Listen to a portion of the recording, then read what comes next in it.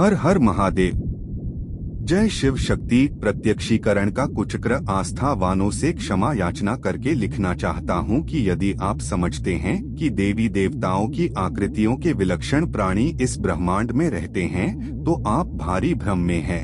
कभी इन देवियों की पूजा पहाड़ काटकर मूर्ति जैसा बनाकर, कभी तृण तो कभी मिट्टी की पिंडी जैसी बनाकर की जाती है। आज इनकी सुंदर मूर्तियां बनी हुई है। आप इनमें से किसी आकृति की देवियों देवताओं को अलौकिक प्राणी मानेंगे। देवता तो वैदिक ऋषियों के प्रतीक थे और वह मूर्ति पूजक थे कि नहीं? वस्तुत यह भाव मूर्तियां हैं। एक विशेष भाव को जागृत करने वाली आकृति सामने का करती है और उसका भाव है, और उस भाव को गहन करना सरल हो जाता है। जब भाव गहन होता है तो एक समय ऐसा आता है जब वह अनुभूत करता है कि बयां करती प्रकट हो गई है और प्रत्यक्ष रूप से बात कर रही है।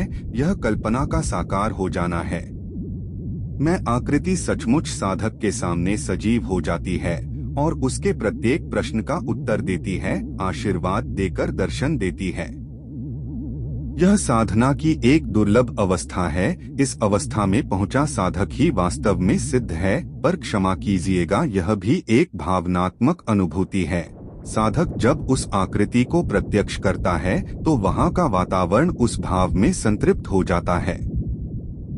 फलक वहां जो भी होगा उसे लगेगा कि एकाएक कुछ परिवर्तन नहीं हुआ है और मैं चमकेगा। उस आकृति को केवल साधक अनुभूत करेगा और बातें कर सकेगा।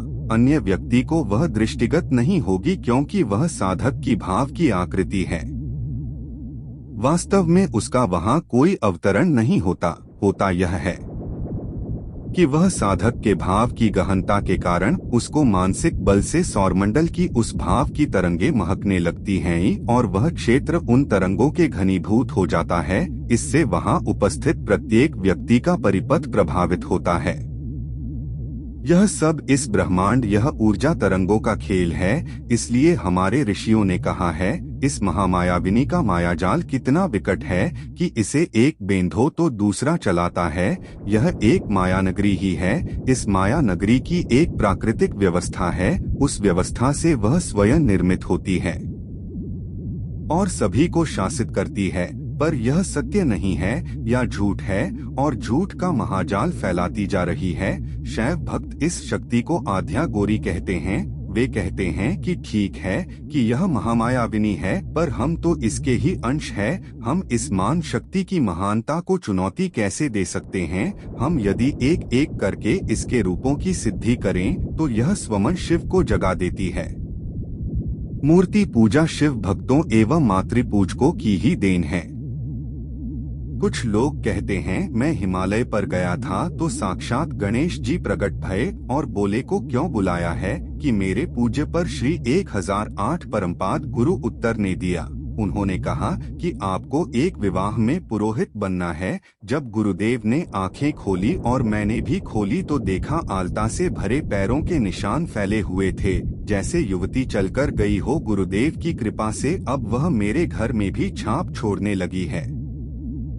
आगे कहते हैं कि क्या कहूँ, हमारे गुरुदेव तो इतने बड़े सीधे हैं कि उनके पुकारने मात्र से भैरव जी महाराज दर्शन देते हैं और मनचाही मुराद पूरी कर देते हैं। वहाँ उनका भैंसा गोबर कर जाता है। इस तरह की आदि आदि बातें करके अनेक पाखंडी तांत्रिक और योगियों के शिष्य फैलाते रहते हैं।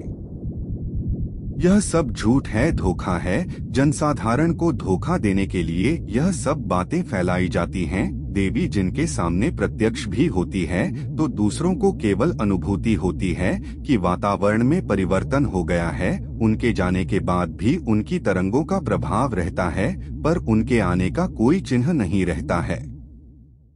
इन चिन्हों को बनाने के लिए ऐसे लोग रासायनिक योगों का प्रयोग करते हैं। प्राकृतिक रूप से कोई भी देवी देवता कोई भौतिक चिन्ह नहीं छोड़ते। उनका कोई भौतिक शरीर होता ही नहीं है। साधक की भावना के अनुरूप धारणा कर प्रत्यक्ष होते हैं। जो भौतिक चिन्ह छोड़ने की बात करता है वह झूठ बोलता है। वीडियो आपको अच्छी लगी हो तो कृपया लाइक में शेयर करें और चैनल को सब्सक्राइबर्स करें। धन्यवाद।